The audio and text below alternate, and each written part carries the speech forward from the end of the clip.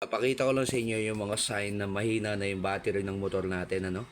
So, ano nga ba yun? So, yan. Tingnan natin yung pinakaano niya. Yan, ang voltmeter niya is 11.8 na lang. And then, subukan natin start ngayon. Okay? Press the, yun yung sound. Hold on. Okay? So, start mo ulit. Tingnan niya. Obserbahan niyo yung voltmeter niya. Bumabagsak siya pag i-start. Tsaka yung sounds, ayan, oh. So, ayan, nagiging 6.1 siya. So, bumabagsak yung voltmeter niya. So, isa pa. Okay? Start natin ulit. Pakinggan lang natin. Pakinggan niyo yung sounds niya pag ini-start siya. Okay? Alright. So, ayan yung mga indication na na mahina na yung battery natin. Alright. So, ito nga pala is NMAX version na version 1 to yata, and papakita ko naman sa inyo ngayon kung paano tanggalin yung battery. So iyan yung unang-una natin titingnan, syempre pag ayaw na umandar yung motor natin. So titingnan natin yung battery ngayon. Okay, switch off muna natin, So switch off niyo yung yan, ignition key. Ayan, iangat lang natin yung upuan natin. Yan, okay. And eto yung pinakatakip ng battery niya, Yan, So, simple lang yan. Tanggalin lang natin yung dalawang tornilyo niya. Okay? Yan. Dali lang siya, Okay? And tingnan natin kung ano nga ba yung itsura ng battery natin, At ayan lang, Alright. So, dahil napakarami na niya, so konting linis muna. Siya nga pala, August 12 tayo ngayon, August 12, tayo ngayon, 2024, syempre.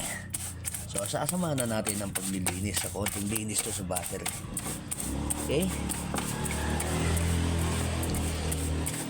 Yan. So, yan yun, Then, tanggalin na muna natin. Ayan, may dalawang terminal. Isang positive yung may cover. Ito yung bali positive niya, positive terminal. At ito naman yung negative terminal niya. Okay? So siguraduhin nyo lang na naka-off yung motor ninyo. O, para sigurado na wala maging problema dito sa electrical niya, So ayan. Unahin natin yung tataas lang natin ng konti upuan yan. Ito yung positive. Ayan, Yan, ito yung negative. Yan. Yan. Yan, ingatan nyo lang yung mga tornilyo. Tapos, simple lang. Yan. Dali na natin. Wala na tayong gagalawin doon sa mga electrical wire na yan. So, ayan nyo na lang siya doon. Yan, medyo kalugin nyo lang ng konti.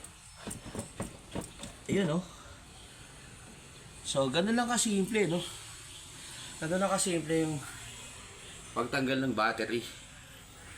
Alright, and so, ayan yung position niya, So, bali ganyan siya, Nakaharap dito tong label na to.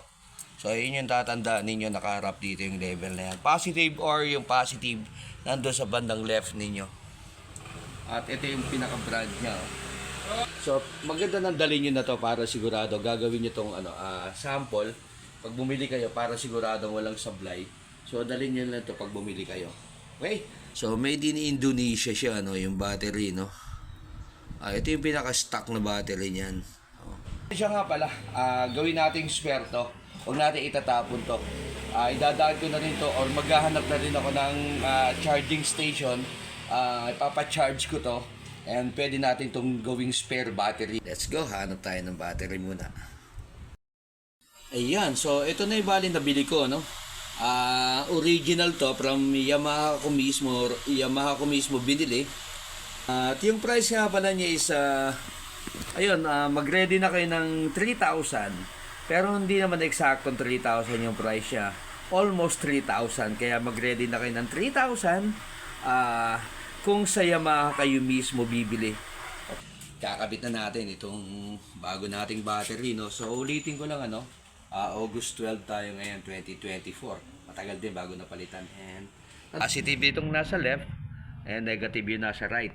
Okay, so bali ganito lang siya, no? Yung mga tornilyo, ingatan lang natin, ha? Yan. So, ayan, no? O, yan. So, binuksan nyo na rin lang, linisin nyo na. Okay. So, ulitin ko lang, ano? So, salpak na natin. Ito yung nasa harapan natin, ano? Okay. So, simple, napakasimple.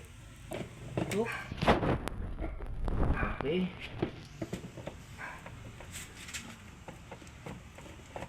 Ayun, oh. Done. Okay.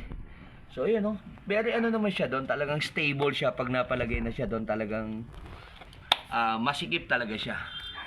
And then, tayo natin yung positive, syempre. And, so, bago natin ipinali, ilagay itong takip niya. Check muna natin. Pandarin muna natin kung maandar na ba siya. Alright? Okay, so testing lang naman eh.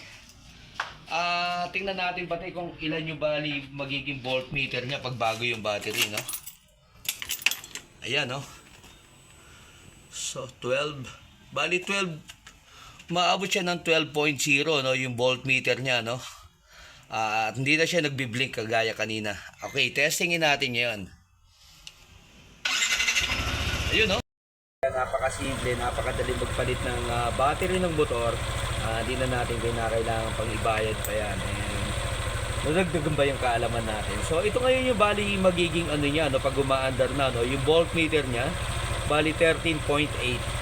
Okay? 13.8 bali voltmeter niya ngayon.